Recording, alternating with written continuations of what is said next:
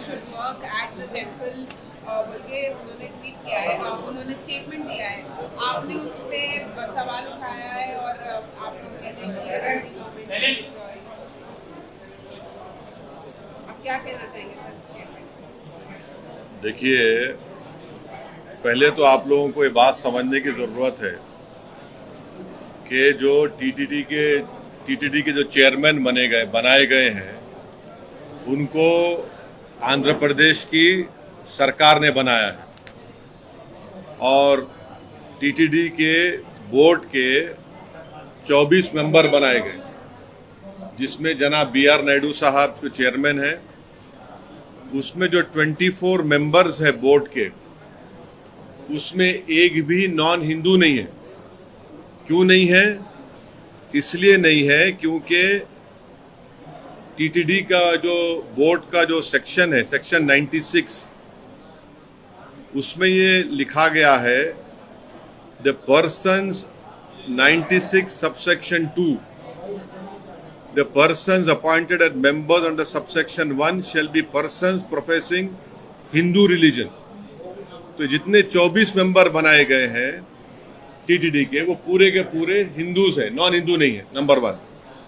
दूसरी चीज ये है कि अगर आप 96 सेक्शन 96 को देखेंगे of part 14 of Andhra Pradesh charitable Hindu religious act 1987, तो वो प्रिस्क्राइब करता है कंडीशंस को, और वो सेक्शंस आप बोलेंगे कि पूरे के पूरे हिंदू धर्म के मानने वाले रहना। फिर आप आ जाइए section 106, executive officers, joint executive officers Tirumala Devasthanam के सबसेक्शन 2 ये बोलता है कि पूरे के पूरे हिंदू रिलीजन प्रोफेस करना। फिर सेक्शन 97 देख लीजिए हम, और फिर जो नए चेयरमैन बनाए गए वो ये बोल रहे हैं कि जो कोई भी वहां पर काम करेगा, ये तो ट्रस्टीज हो गए, जो कोई भी वो काम करेगा वो हिंदू होना चाहिए। हमारा बोलना ये है कि ये हिंदू धर्म के लिहाज से वहां के चेयरमैन साहब कर रहे हैं, तो चेयरमैन साहब को ये इख्तियार है, हमको उससे इख्तलाफ नहीं है। हमको इस बात की आपत्ति है कि नरेंद्र मोदी की सरकार, जिसमें ये तमाम अलाइज भी शामिल है, वो जो वक्फ बिल के प्रपोज बिल में कहा जा रहा है कि स्टेट वक्फ बोर्ड है और सेंट्रल वक्फ काउंसिल है, उसमें ये बोल रहे हैं कि वहां पर स्टेट वक्फ बोर्ड में पूरे मुसलमान बनना चाहिए, उसको प्रपोज बिल में कम कर दिया जा रहा है। सेंट्रल वक्फ काउंसिल में 7 सिर्फ मुसलमान बनेंगे और 2 तो मैंडेटरी कर दिया गया है नॉन मुस्लिम को बनाना, मगर उसमें 12 बन सकते हैं नॉन मुस्लिम। भाई, जब आप यहां पर नॉन मुस्लिम को स्टेट वक्फ बोर्ड में और सेंट्रल वक्फ काउंसिल में आप बनाने जा रहे हैं, तो ये क्यों कर रहे हैं आप? भाई, जब टीटीडी के बोर्ड में ये साफ लिखा गया है कि constitution of the board of trustees 96 देख लीजिए आप, 96(2) ये कहता है कि सिर्फ वही मेंबर बनेंगे जो हिंदू धर्म के होते हैं। आप यहां पर वक्फ बिल में आप ये क्यों प्रोविजन ला रहे हैं? भाई, टीटीडी भी हिंदू धर्म का एक बोर्ड है, Andhra Pradesh Hindu endowment charitable purpose का बोर्ड भी हिंदू धर्म के लिए है, वक्फ बोर्ड भी जो है वो मुस्लिम धर्म के लिए है। अब जब वक्फ बोर्ड की बात आ रही है तो आप उसमें बोल रहे हैं कि नहीं, मुसलमान नहीं, नॉन मुस्लिम बनेंगे, और सेंट्रल वक्फ काउंसिल में आप बोल रहे हैं कि नहीं, मिनिमम 2 नॉन मुस्लिम बनेंगे, और उसमें कम से कम जो है आप बोल रहे हैं कि 2 से बढ़ाकर आप 12 बना देंगे, यानी सेंट्रल वक्फ काउंसिल में नॉन मुस्लिम मेजॉरिटी हो जाएंगे, स्टेट वक्फ बोर्ड में आप नॉन मुस्लिम को बनाएंगे। तो ये पैरिटी होना चाहिए ना भाई। जब टीटीडी बहुत बड़ा हिंदू धर्म का एक वो मरकज है, वहां पर आपके ट्रस्टीज कोई मुसलमान नहीं हो सकता है, नॉन हिंदू नहीं हो सकता है, वक्फ बोर्ड में कैसे नॉन मुस्लिम मेंबर बनेगा?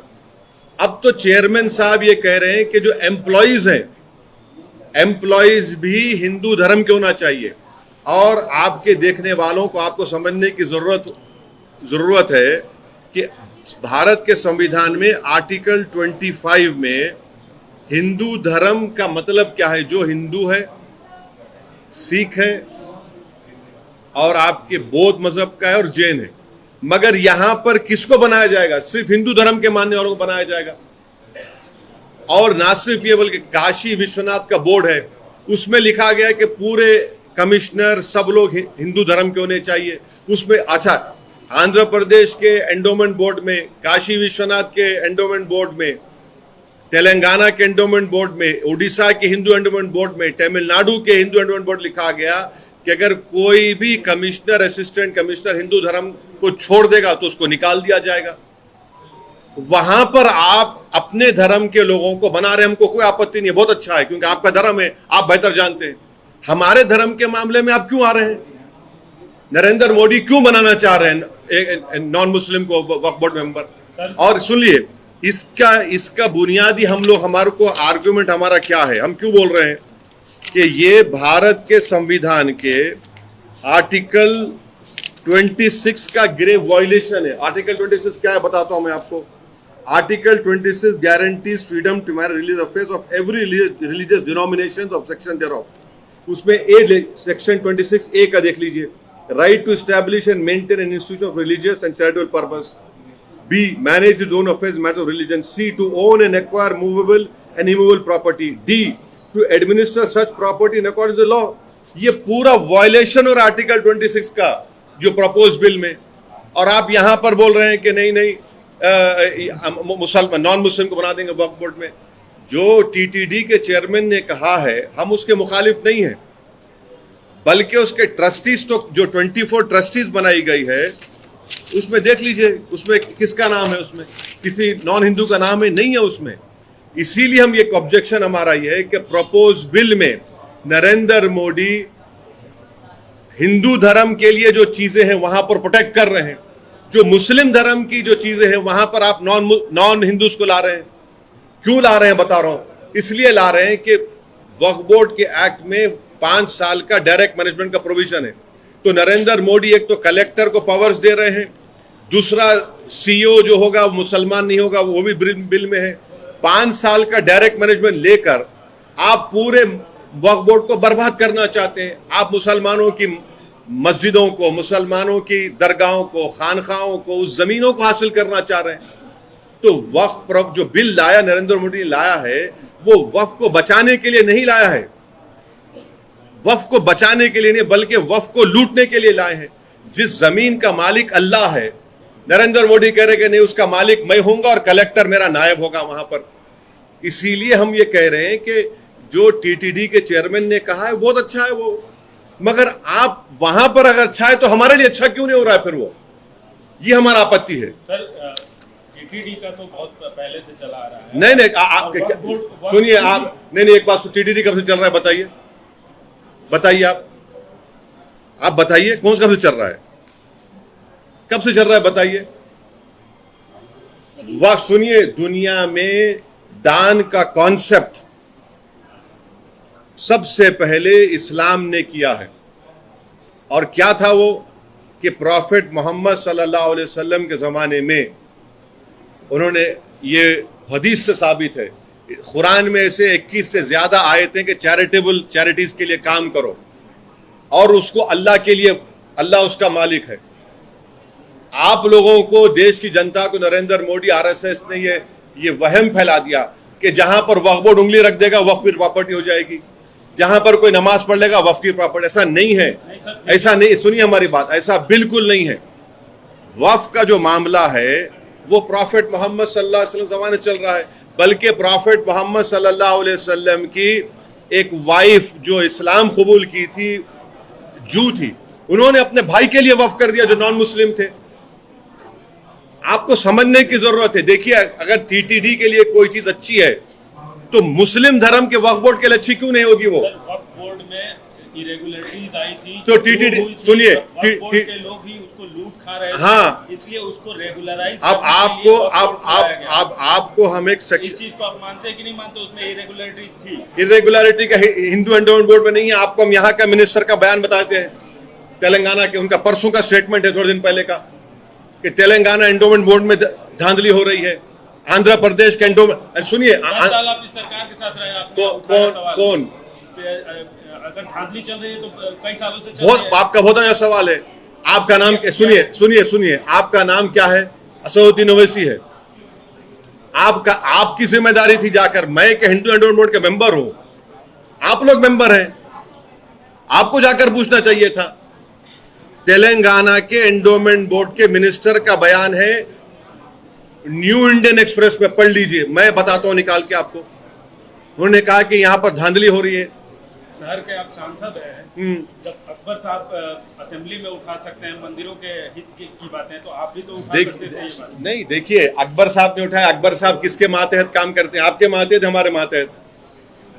ऐसा देखिए, हमसे बहस मत करिए आप चारों खाने चित हो जाएंगे। सर अभी आप कह रहे हैं कि वक्त जो है वो क्लेम कर रहा है, तो कई जगहों पे चाहे वो हैदराबाद में हो या फिर कर्नाटक में हो, कई जगहों पे महाराष्ट्र में भी मंदिरों को वक्त ने क्लेम किया है। कहाँ पे? महाराष्ट्र में भी ये हुआ, कर्नाटक में सुनिए, ये आप लोग का एजेंडा है चलाने का। आप लोगों को एक बात मालूम कि वक्फ बोर्ड का सीईओ कौन अपॉइंट करता है? स्टेट गवर्नमेंट अपॉइंट करती है। सेक्शन 26 पढ़ लीजिए 95 एक्ट का। अगर कोई वक्फ बोर्ड गलत काम करता है तो गवर्नमेंट को अपॉइंटी सीईओ है, सीईओ स्टेट गवर्नमेंट को लेटर लिख के दे सकता है कि गलत हो रहा है। सीईओ क्यों नहीं दिया लेटर? आप लोगों को ये बात मालूम ही नहीं। आप लोग झूठ फैला रहे हैं कि नहीं, जहां पर जो गांव ले लिए वो, अरे कैसा लेते भाई, किसका भी कैसा लेते बताइए। नहीं, सुनिए, वक्फ बोर्ड अगर क्लेम कर रहा है और किसी को उससे आपत्ति है तो आप ट्राइब्यूनल जाइए। कौन रोक रहा है? ट्राइब्यूनल किससे बनता है? आर्टिकल 320 कॉन्स्टिट्यूशन से बनता है। उस ट्राइब्यूनल में डिस्ट्रिक्ट जज कौन बनाता है? Chief justice of the high court बनाता है, मैं नहीं बनाता हूं, ट्राइब्यूनल है उसका। धांधली के नाम पे आप वक्फ बोर्ड को छीन लेंगे, धांधली के नाम पे आप नॉन मुस्लिम्स को मेंबर बना देंगे, धांधली के नाम पे आप छीन लेंगे। अरे भाई, धांधली का नहीं हुई है? धांधली क्या नहीं हो रही है? धांधली वक्फ बोर्ड को कैसे आपको लगता है कि इस तरीके से आपने ये भी कहा कि हुआ है, तो लेकिन उसको कैसे ठीक किया जाए? कैसे आपको लगता है कि ये उसको ठीक करने के, अच्छा एक सुनिए, अभी आप मोदी जी क्या कर रहे हैं? एक सेक्शन है 95 एक्ट में, अगर कोई चोरी से वक्फ प्रॉपर्टी को बेचता है तो उसको 2 साल की सजा, रिगरस इम्प्रिजनमेंट और नॉन बेलेबल। नरेंद्र मोदी क्या कर दिए? 6 महीने कर दिए, उसको बेलेबल कर दिए।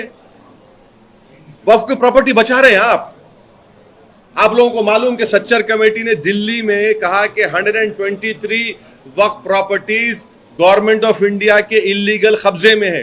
2007 में सच्चर कमेटी ने कहा कि उसकी लागत 6000 करोड़ रुपए है। मोदी की सरकार, उससे पहले मनमोहन सिंह की सरकार उस पर कब्जा करके बैठी हुई है।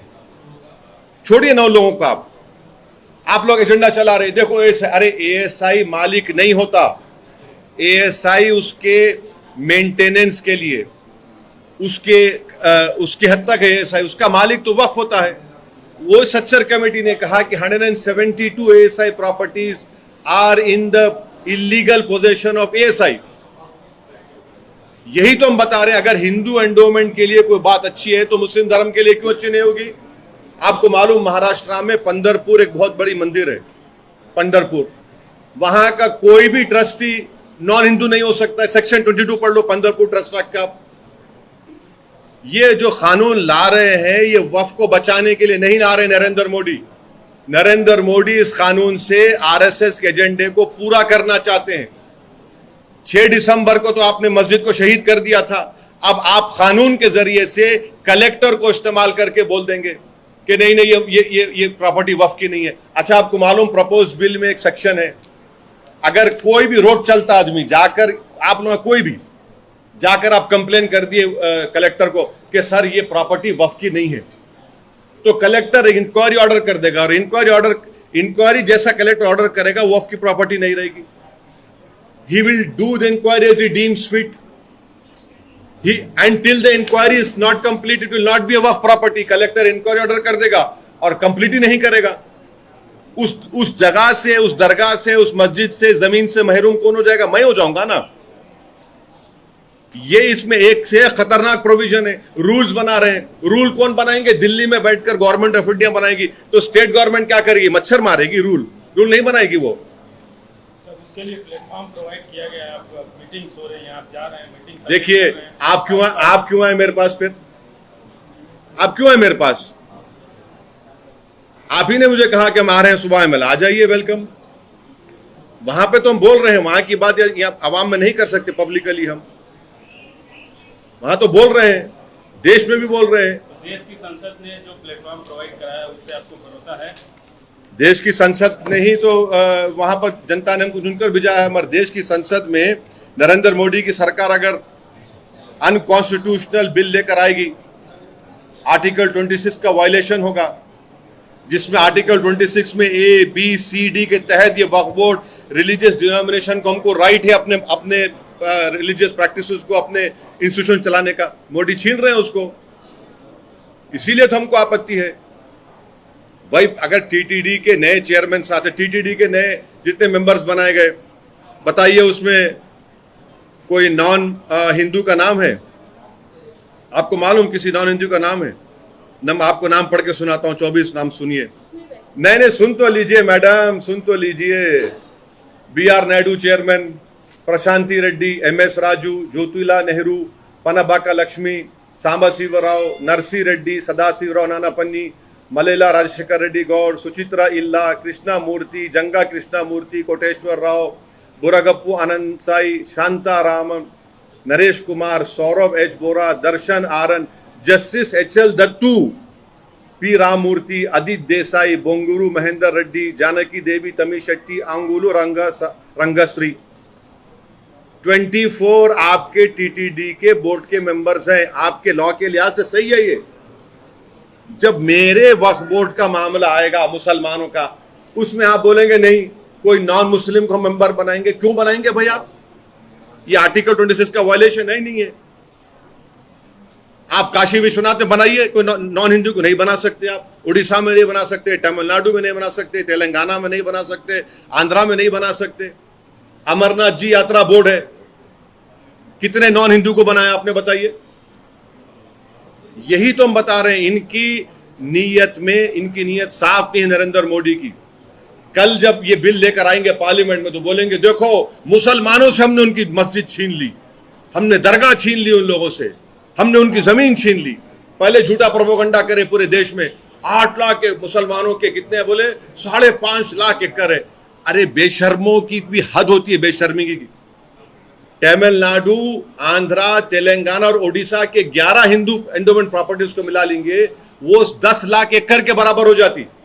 बिहार यूपी तो नहीं मिलाया अभी मैं, बंगाल नहीं मिलाया मैं, मगर देश में प्रोपेगेंडा क्या किया RSS बीजेपी, मुसलमानों के 5.5 लाख एकड़। अरे मेरे नहीं है, उसका मालिक अल्लाह है।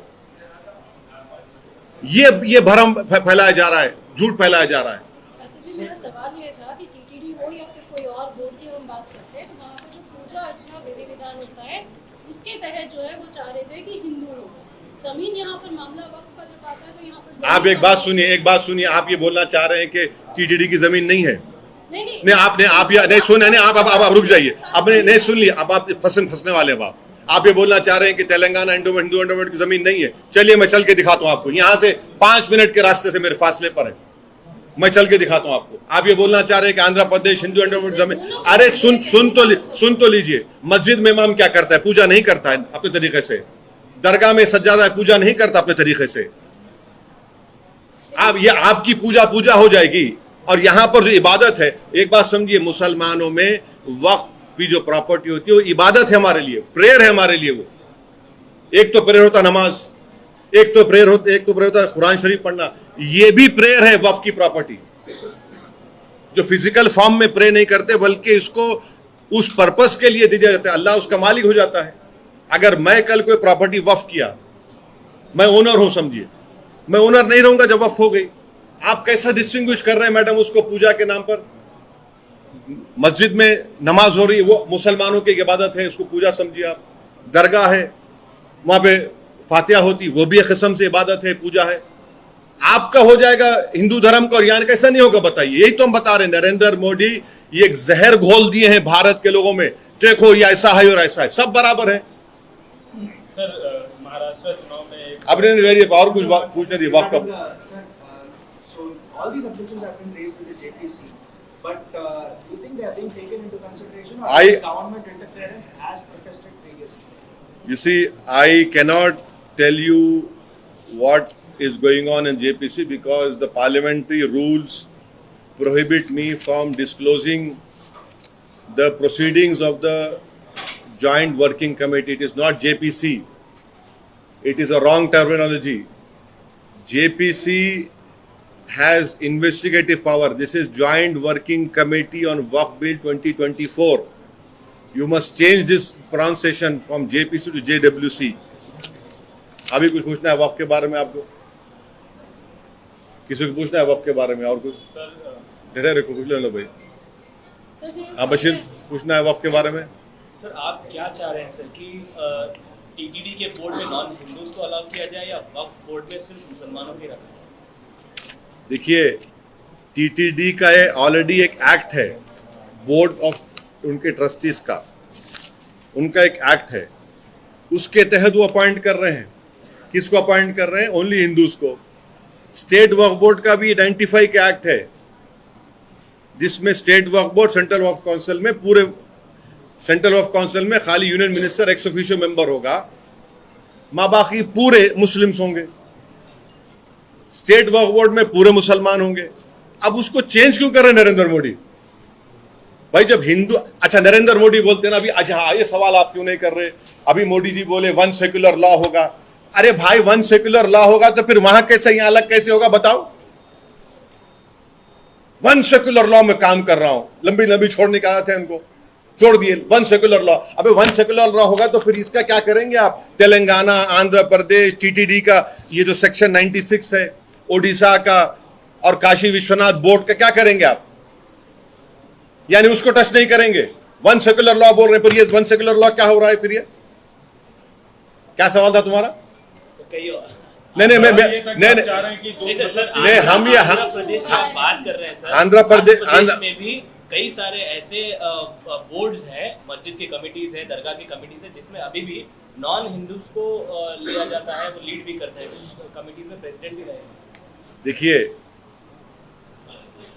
तेलंगाना में और आंध्रा में स्टेट वक्फ बोर्ड गवर्न होता है 95 एक्ट के तहत। अभी 95 एक्ट में सिर्फ मुसलमान बन सकता है सेंट्रल वक्फ काउंसिल में union minister ex officio member, right?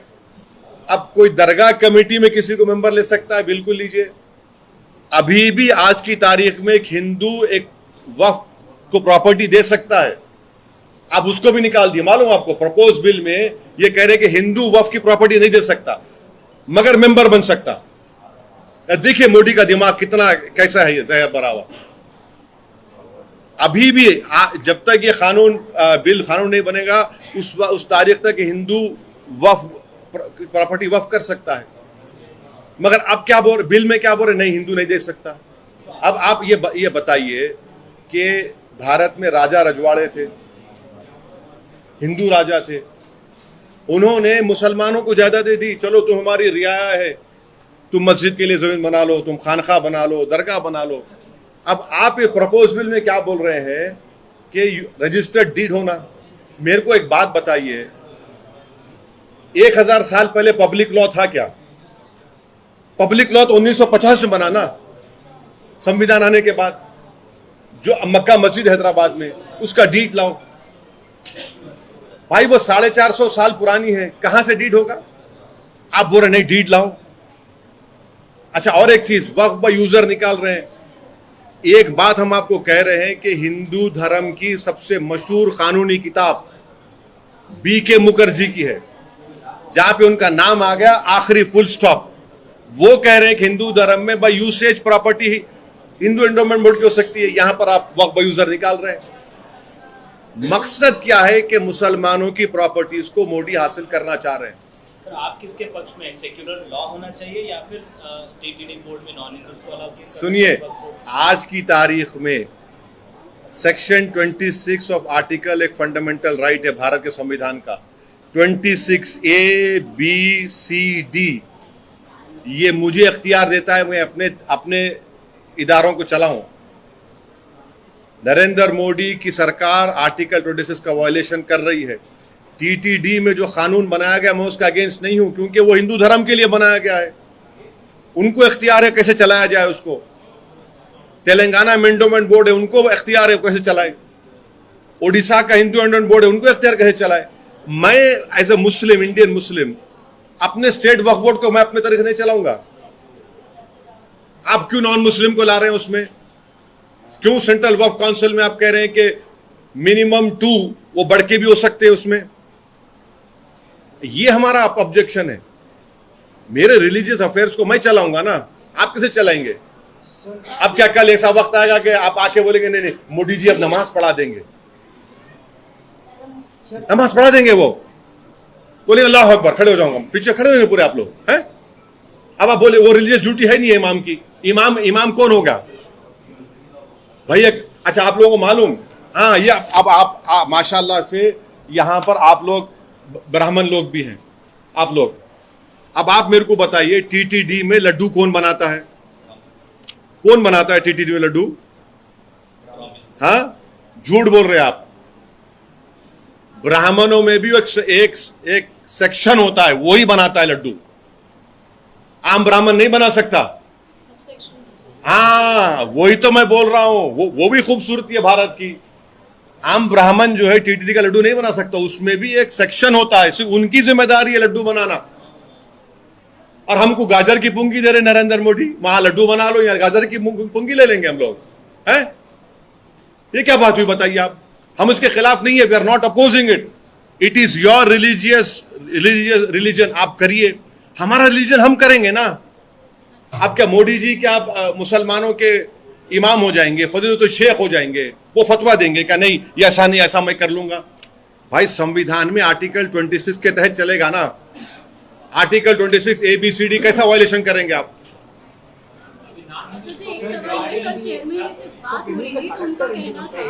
वो कह रहे थे कि जैसे मक्का में है पूरी तरीके से हाँ, रिलीजियस प्लेस है, हाँ, जैसे मक्का में है बहुत रिलीजियस प्लेस है और वहाँ पर वहीं के लोग काम करते हैं और पूरी पवित्र आराधना करते हैं। उसी तरीके से तिरुपति जो है वो भी विश्व भर में काफी प्रसिद्ध है हिंदू धर्म के मंदिर के नाम से। तो ऐसे में वहाँ पर किसी और धर्म को जो है वो के खिलाफ नहीं बोल रहे हैं, वो चाहते हैं कि उनके धर्म को जो है जिस तरीके से मक्का में प्रोटेक्ट किया जाता है वैसे वो यहाँ पर। देखिए वो क्या कह रहे हैं, हमारे धर्म की पवित्र जगह बोल रहे हैं ना। सुन तो लीजिए, हमारे धर्म की पवित्र जगह। अब हमारे धर्म की पवित्र जगह मस्जिद नहीं होगी, हमारे धर्म की पवित्र जगह दरगाह नहीं होगी, हमारे धर्म की पवित्र जगह यतीम खाना नहीं होगा। हमारे धर्म में वक्फ एक इबादत है, वर्शिप है। भाई जब एक पवित्र हो सकती दूसरा पवित्र क्यों नहीं हो सकता? हमारा बोलना वो है। अरे मैडम मक्का मदीना छोड़िए, क्या मस्जिद मक्का मदीना नहीं है हमारे लिए? मक्का मदीना हमारे लिए होली प्लेस है, मस्जिद है अल्लाह की। वो ये भी तो अल्लाह की मस्जिद है, मक्का मस्जिद है, अल्लाह की मस्जिद है। अच्छा सुनिए अब, हाँ लड्डू के बारे में बोलो, कौन बना सकता है लड्डू? अब बोलिए आप लोग प्रसाद खाते हैं ना, कौन बना सकता है टीटीडी का लड्डू? बोलो भाई, आप तो ब्राह्मण भी है इसमें, वो कौन बना सकता है? वैष्णवा ब्राह्मण खाली, श्री वैष्णवा ब्राह्मण ही लड्डू बना सकता, इन्हें नहीं बना सकता। जाके इन्हें, जिसकी शादी हुई अभी 2 दिन पहले इसकी। हाँ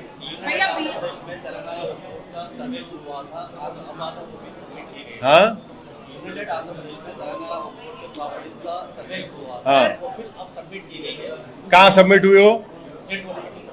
हाँ सबमिट हुई। हाँ आप सवाल क्या है बोलो? काफी कम जमीन उसके अंदर बताई गई है सर। वो जो अच्छा वो जमीन तो बच जाएगी ना सर इस बिल के जरिए? कौन सी जमीन बच जाएंगी?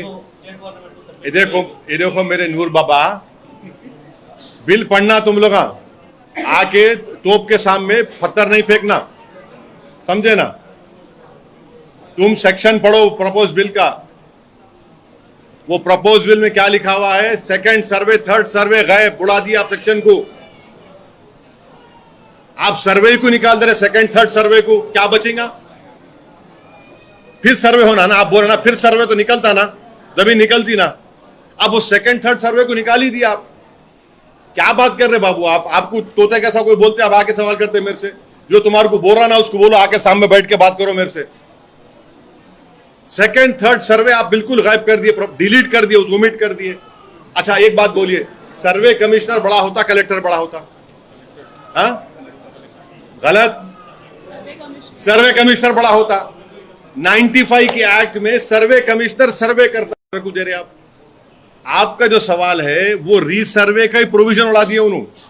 क्यों उड़ाए बोल रहा हूं आपको, इसलिए उड़ाए कि कल अगर खुदा ना खास्ते बिल बन गया तो जब गवर्नमेंट फिर से सर्वे ऑर्डर करेंगी, जब सबको बोलेंगे रजिस्टर्ड डीड लेके आओ, मक्का मस्जिद रजिस्टर्ड डीड कहां से लाऊंगा मैं? दरगाह यूसुफैन का रजिस्टर्ड डीड कहां से लाऊंगा बोलो मैं?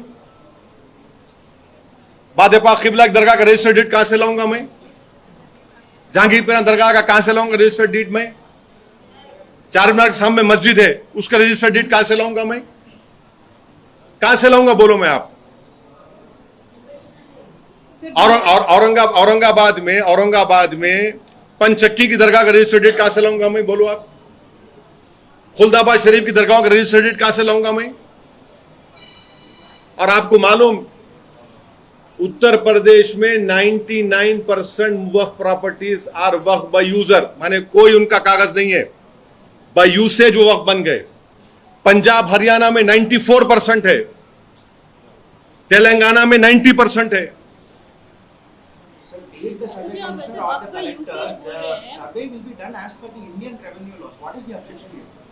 Yes, good question. Who does the survey? Survey commissioner will do, right? According to law only. Yes. And you know what? I'll show you at the cost of taking your time. But I want to be very specific over here. Now, Section 4. This is the Anti-Fi Act. अब आप देखिए, Section 4 आपको पढ़ के सुनाता हूं मैं।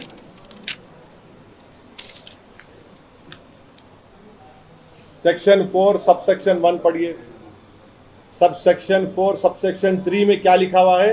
The survey commissioner shall, after making such inquiry as he may consider necessary, submit his report in respect of awqaf existing at the date of commencement of the act in the state and any part thereof the state government, containing the following particulars, namely number of awqaf in the state showing Shia or Sunni waqf board, nature and objects of each waqf, gross income, amount of land, revenue, cess rates, expenses incurred, such other particular relating such waqf as may be prescribed. Acha, and now this is important for you. Section 4, subsection 4. The surveys commissioner shall, while making any inquiry, have the same powers as vested in civil court under Civil Procedure 1908, 5 in respect of following matters, namely summoning and examining the witness, requiring discovery and production of any document, requisition any public record from any court or office, issuing commission for the examination of any witness or accounts, making a local inspection, local investigation. All the powers have been given to the survey commissioner. This government, and now what this government has done, this government has removed subsection 6. इनका question था नूर का, रीसर्वे होगा ही नहीं अब। ये तो बता रहा हूं, ये पूरा कानून है। हम ये नहीं बोल रहे कि कमजोरियां हो, कोई कमजोरियां नहीं है, कमजोर सब में कमजोरियां हैं। क्या कोई गुलाट क्या नहीं हो रहा है क्या कहीं भी वहां पर? मगर आप पूरे एक्ट को गायब कर देंगे, आप पूरे एक्ट को खत्म कर देंगे, वक्फ को खत्म कर देंगे, अब ये कैसा होगा? जी मेरा सवाल है वक्फ को लेकर कि हाँ? जो बीआर नायडू ने एक और स्टेटमेंट दिया है कि जो नॉन हिंदूज होंगे वहाँ पे उनको बीआरएस लेने के लिए कहेंगे, और अगर वो लोग बीआरएस नहीं लेते तो उनको स्टेट गवर्नमेंट को हैंडओवर किया जाएगा। अब क्या कहेंगे? वो it is their headache, it is their headache. I am saying what is good for geese is also good for gander. What is sauce for geese is also sauce for gander. आपके लिए अगर अच्छा है तो मेरे लिए बुरा कैसा हो रहा भाई? अगर आपके पूरे टीटीडी के ट्रस्टीज हिंदू हो सकते तो स्टेट वक्फ बोर्ड में, सेंट्रल वक्फ काउंसिल में मुसलमान मेंबर क्यों नहीं बना रहे मोदी जी? वहां पर एक भी आप नॉन हिंदू को मेंबर नहीं बना सकते आपके एक्ट के तहत। बहुत अच्छा है, very good, I welcome it, but why are you doing the opposite in your proposed bill? आप वो क्यों कर रहे हैं? जब आपके लिए अच्छा है तो मेरे लिए भी अच्छा होना चाहिए ना। हमारा वो क्वेश्चन है, जब आप हिंदू धर्म के मामलात में हिंदू ही डिसाइड करेगा तो मुस्लिम धर्म के मामले में मुस्लिम डिसाइड करेगा ना, उसके रनिंग में, उसके मैनेजमेंट में। अच्छा जी, एक सवाल मेरा ये, जैसे आप वक्त पे यूजर बोल रहे हैं, कई जगह ऐसे हैं जो सालों से 1950 से रह रहे हैं, उनके पास डॉक्यूमेंट्स है बोल रहे हैं, तो वो भी तो यूजर ही हुए जिनके पास जमीन है और वो सालों से 2-3 पीढ़ियों से वहां पर उस जमीन में खेती। वो एग्जाम्पल दीजिए आप। जैसे हम लोग जहीराबाद की बात, हाँ, जहीराबाद से सुनिए, जहीराबाद सुनिए। आपको मैं रिक्वेस्ट करूंगा कि आप लोग जब क्वेश्चन करते ना मेरे से, आप पूरा इसमें पढ़ के आओ, ऐसा यूं इसको ऐसा मत करो। 1995 में उस वक्त के आंध्र प्रदेश में चंद्रबाबू नायडू सीएम थे और एक असेंबली की हाउस कमेटी बनी थी वक्फ बोर्ड के ऊपर, वक्फ प्रॉपर्टी, उसका मेंबर मैं था। उस रिपोर्ट को पढ़ो आप, उस रिपोर्ट को पढ़ के जायजा लो आप, उस रिपोर्ट में क्या कहा गया। अगर आपके ने डॉक्यूमेंट्स है तो कई को परेशान हो रहे भाई, आप परेशान की जरूरत ही नहीं है आपको। जब वहां पर झगड़ा होगा वक्फ का और किसी और का तो ट्राइब्यूनल में जाइए, एंड ट्राइब्यूनल का जो जज होता है मैडम, वो वक्फ बोर्ड अपॉइंट नहीं करता, वो उस स्टेट का हाई कोर्ट का चीफ जस्टिस सीनियर डिस्ट्रिक्ट जज को अपॉइंट करते हैं वो। आप जाइए ना, कौन रोक रहा आपको? आप बोलेंगे नहीं ट्राइब्यूनल नहीं जाऊंगा, अरे क्यों नहीं जाएंगे? गरीब मुसलमान लोग ही हैं वहां पर। सवाल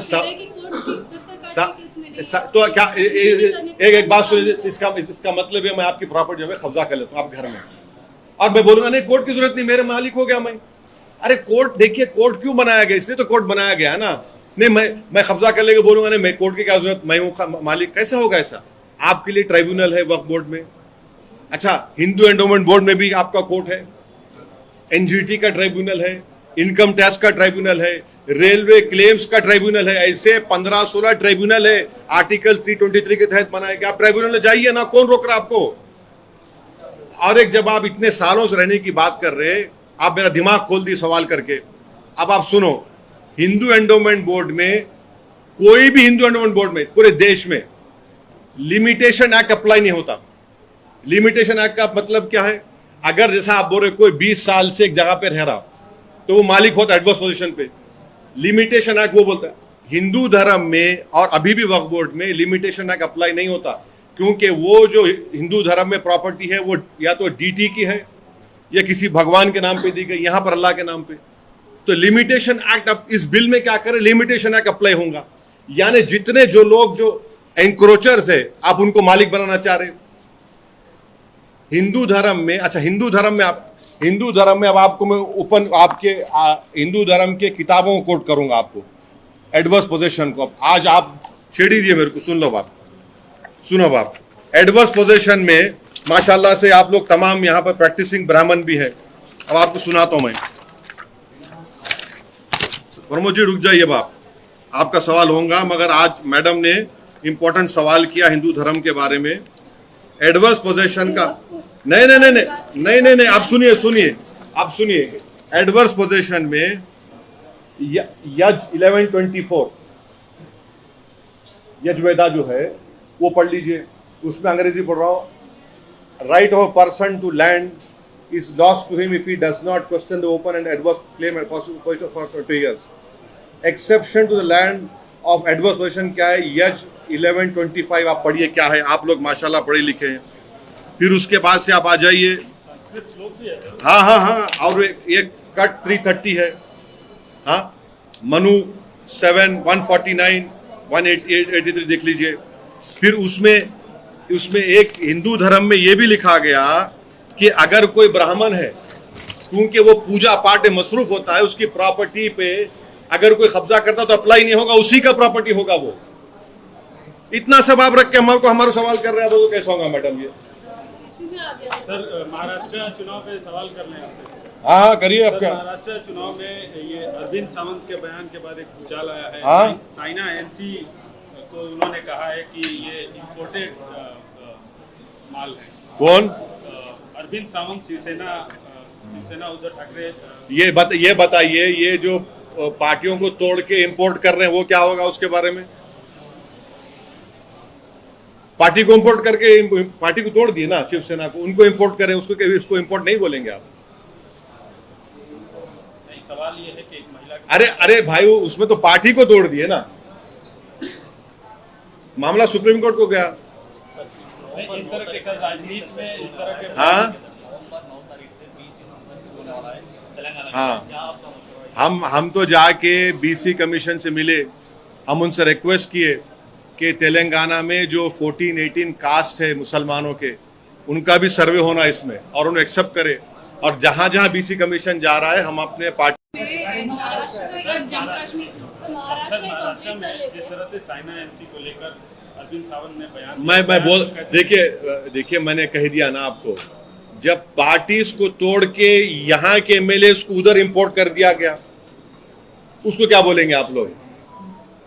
क्या बोलेंगे? गुलाब जामुन बोलेंगे, मिठाई बोलेंगे, क्या बोलेंगे उसको आप? सर महाराष्ट्र चुनाव से लेके महाराष्ट्र चुनाव इस बार अलायंस के मामले में देखा जाए तो कितना ज्यादा इंटरेस्टिंग हुआ है, और एमआईएम का वहां पर रहना इस वक्त में कितनी अहमियत रखता है, कितनी सीट या फिर कितनी आपको लगता है कि इम्पोर्टेंस होनी चाहिए महाराष्ट्र? नहीं, हम अपना चुनाव लड़ रहे हैं, हम अपनी ताकत पे अपना चुनाव लड़ रहे हैं। रिप्रेजेंटेशन कितना जरूरी है महाराष्ट्र में? हाँ, मुस्लिम रिप्रेजेंटेशन कितना जरूरी है इस बार महाराष्ट्र में? देखिए, भारत की राजनीति में हर तबके का रिप्रेजेंटेशन होना चाहिए, और भारत की सबसे बड़ी माइनॉरिटी मुसलमान है। इम्तियाज जलील एक एमपी था जो बरसों के बाद एक मुस्लिम एमपी जीता था, उसको सब मिलके हरा दिए। वहां पर जो एमएलए जीत कर आए थे, वो तो 11% के जो आबादी है महाराष्ट्र में, उसके बराबर नहीं है। तो हमारी जो डेमोक्रेसी और हमारे जो संविधान बनाया गया था, तो हमारे फाउंडिंग फादर्स ने ये ख्वाब देखा था, ये उम्मीद जाहिर की थी कि हमारी लोकशाही पार्टिसिपेटिव फॉर्म ऑफ डेमोक्रेसी होगी, और पार्टिसिपेटिव फॉर्म ऑफ डेमोक्रेसी में हर एक को अपनी आवाज़ होनी चाहिए, उसमें उसका रिप्रेजेंटेशन होना चाहिए। तो एमआईएम पार्टी का मानना ये है कि भारत की राजनीति उस वक्त और ताकतवर होगी और रिप्रेजेंटेटिव होगी जब मुसलमानों को उनकी आबादी के बराबर उनके एमएलए, एमपीज, कॉर्पोरेटर जीत के जाएंगे। आज भारत की पार्लियामेंट में सिर्फ 4% मुसलमान एमपी हैं।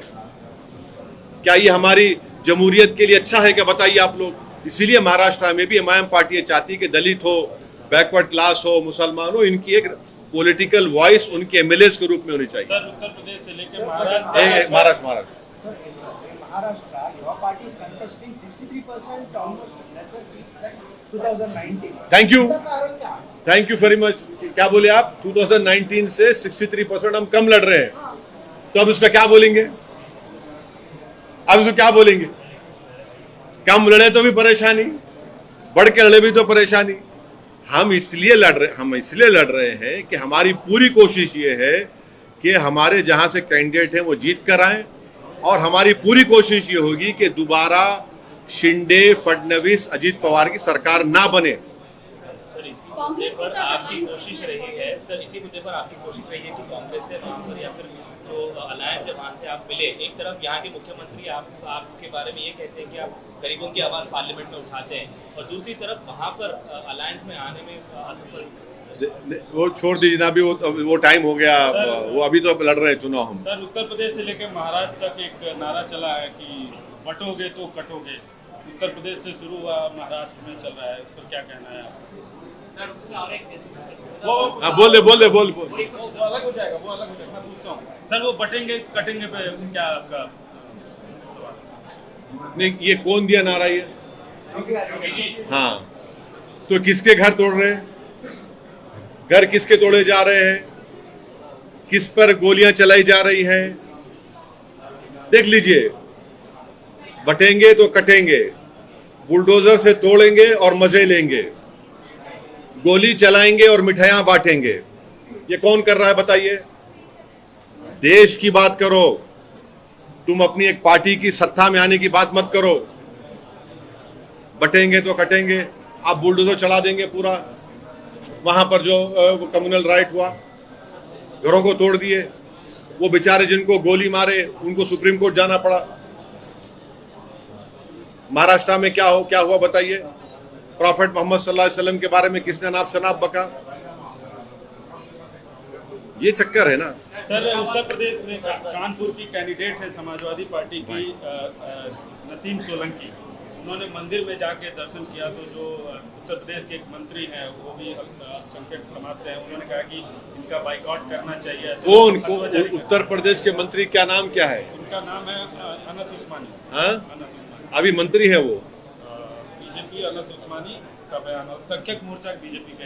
अच्छा, वो बोल रहे हैं, क्या बोल रहे हैं? कि ऐसे लोगों को बहिष्कार करना चाहिए, मुस्लिम समाज को फतवा जारी करना चाहिए। भाई तो फिर ये इतनी देर से हम क्या बोल रहे थे वक्फ बोर्ड के बारे में? क्यों आप नॉन मुस्लिम को मेंबर बनाना चाह रहे हैं वक्फ बोर्ड में? ये बीजेपी का खुद नेता कह रहा है। क्या गीरत जाग गई क्या अंदर से? बताइए, अब उनको बोलना चाहिए फिर स्टेट वक्फ बोर्ड में, सेंट्रल वक्फ बोर्ड में कैसा नॉन मुस्लिम बना रहे हैं। उनको बोल ही नहीं रहे ना। देखिए, इस तरह तो हम बता रहे हैं आपको क्या हो रहा है। फिर सर, जम्मू कश्मीर में टेरर अटैक्स और टेररिस्ट जो है वो एनकाउंटर्स कर रहे हैं, और आज फारूक अब्दुल्ला ने एक स्टेटमेंट दिया है कि हर बार पाकिस्तान पे ब्लेम करना सही नहीं है। आप किस तरह से देखते हैं? देखिए, मेरा मानना ये है कि लेफ्टिनेंट गवर्नर के पास लॉ एंड ऑर्डर है, और अगर वहां पे आतंकवादी हमले हो रहे हैं, बिल्कुल सही है, इसकी जिम्मेदारी बीजेपी पे आयद होती। पाकिस्तान से आतंकवादी आ रहे हैं, मैं कह रहा हूं, आप उनको रोक रहे क्यों नहीं? आप उत्तर प्रदेश के दो गरीब लेबरों को जाके गोलियां मार दी उनके ऊपर। वो बेचारे उत्तर प्रदेश से निकल के वहां पे लेबर का काम करने आए, गोली मार दी उन लोगों को। क्या कर रहे हैं मोदी सरकार? फिर ये तो उनकी जिम्मेदारी है, एलजी की जिम्मेदारी है। पाकिस्तान से टेररिस्ट कैसे हमारे देश में आ रहे हैं? आपको रोकना चाहिए, उनको पकड़ना चाहिए, और हमारे देश के अंदर आकर वो गरीब लेबरर्स जो बिहार और यूपी के, उनको गोली मार रहे, उनके कैंप में जाकर गोली मार रहे हैं। तो ये तो नाकामी है नरेंद्र मोदी सरकार की। आतंकवादियों को रोक नहीं पा रहे हैं वो, जो पाकिस्तान से आकर हमारे देश में हमारे शहरियों को मार रहे हैं। अभी आखिरी सवाल, नमाज पढ़ना भी। एमआईएम जो है झारखंड में, अभी हम लोगों को नहीं पता चला, झारखंड में एमआईएम लड़ रही है, कितनी सीटों पे लड़ रही है? क्या 6 सीट पे लड़ रहे हैं। सर, मुरादाबाद में 6 सीट पे, बीजेपी को जिताने के लिए 6 सीट पे। कितने सीट है झारखंड में? टोटल कितने सीट है?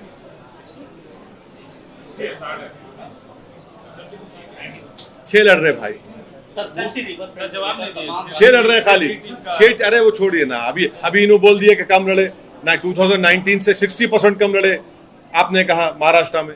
सर, मूसी रिवर फ्रंट को लेकर तमाम राजनीतिक पार्टियों का अपना राय अलग है। बीआरएस का कहना है कि आप बिल्कुल कांग्रेस से करीब हो गए।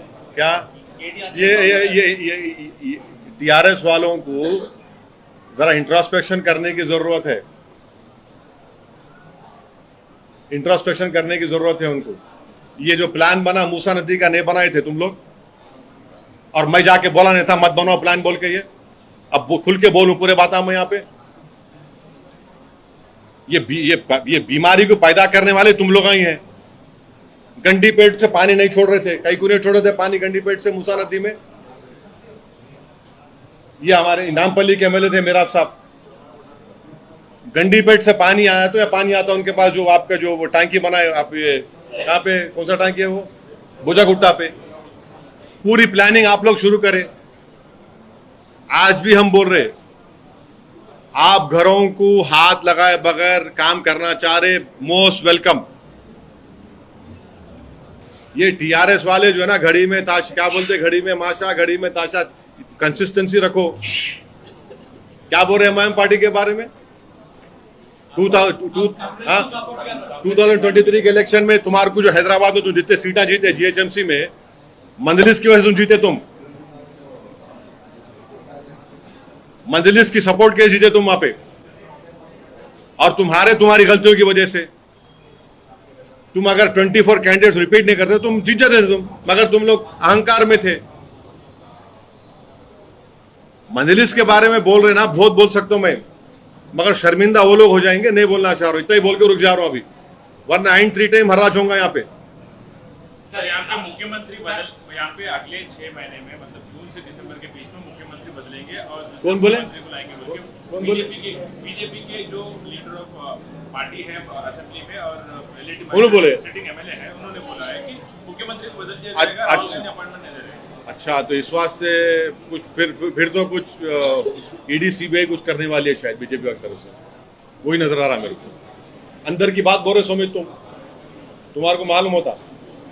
ये मौलाना मुफ्ती शहाबुद्दीन का जो अपने प्रमोद पूछ रहे थे सवाल। कौन मौलाना मुफ्ती शहाबुद्दीन?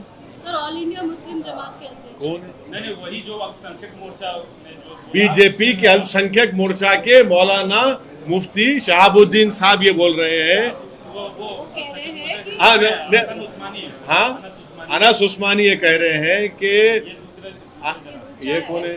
तो मौलाना Mufti Shahabuddin all India Muslim Jamaat के अध्यक्ष हैं। उनका ये कहना है कि जिस तरीके से महिला ने जो है मंदिर में पूजा की है, मूर्ति की पूजा नहीं होती है इस्लाम के तहत। समाजवादी पार्टी की कानपुर की कैंडिडेट ने जाके किया। अच्छा। महिला को दोबारा से कलमा भी पढ़ाना चाहिए और इस तरीके के काम। अब वो आप उनसे पूछ लीजिए, मैं तो गुनाहगार आदमी हूँ, बहुत गुनाहगार आदमी हूँ। सर आपके यूपी के स्टेट प्रेसिडेंट ने एक स्टेटमेंट हाँ? दिया है कि डिलिमिटेशन को लेकर चेन्नई से तमिलनाडु से ये आखिरी सवाल खत्म, अब इसका नमाज पढ़ना। डिलिमिटेशन को लेकर वहाँ से बात होती है। सर आंध्रा में ये कहा है चंद्रबाबू नायडू ने कि 2 से ज्यादा बच्चे होने चाहिए। हाँ, तो अभी और डीएमके भी बोले, अगर वही बात असदुद्दीन ओवैसी बोल देते, आप लोग तो पहाड़ उठा लेते, दुनिया खत्म हो जाती। देखो ओवैसी पॉपुलेशन जिहाद कर रहा है। अरे 1 मिनट, चंद्रबाबू नायडू ये बोले कि बच्चे ज्यादा पैदा करो, डीएमके वाले बोले बच्चे ज्यादा पैदा करो। अगर मैं ये बोल देता बात तो बीजेपी वाले आप लोग टीवी चलाते, ब्रेकिंग न्यूज ओवैसी आज पर पॉपुलेशन जिहाद। चंद्रबाबू नायडू बोले तो भाई बात अच्छी है ना, उन्होंने उसको समझ के बोले होंगे। उनको ये बात मालूम चंद्रबाबू नायडू को कि साउथ इंडिया में पॉपुलेशन कम करे, south Indians TFR rate, total fertility rate पूरे भारत में सबसे ज्यादा साउथ इंडियंस का कम हुआ, जिसमें आप लोग सब कैमरा लेके जो खड़े हुए, आप लोग भी, हम सब लोग टीएफआर गिराए, हिंदू मुसलमान सब गिराए। अब अगर डिलिमिटेशन पॉपुलेशन के बुनियाद पे होगा तो सबसे नुकसान साउथ इंडिया को होगा ना।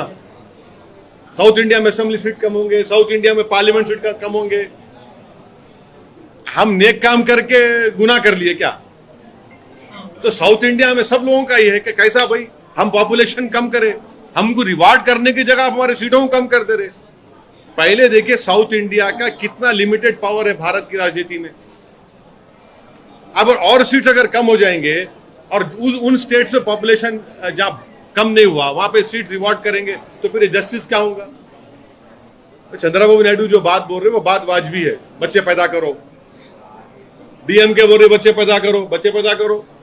अगर मैं वो बात बोलता था, बोलते हो ओवैसी जो है पॉपुलेशन जिहाद कर रहा है, तो फर्क है। देखो आप देखो ये कितना अफसोसनाक बात है कि अगर कोई नॉन मुस्लिम बोलता है तो आप लोग उसको खामोश बैठ के सुनते और आप उम्मीद कर रहे कि मैं बोलूंगा।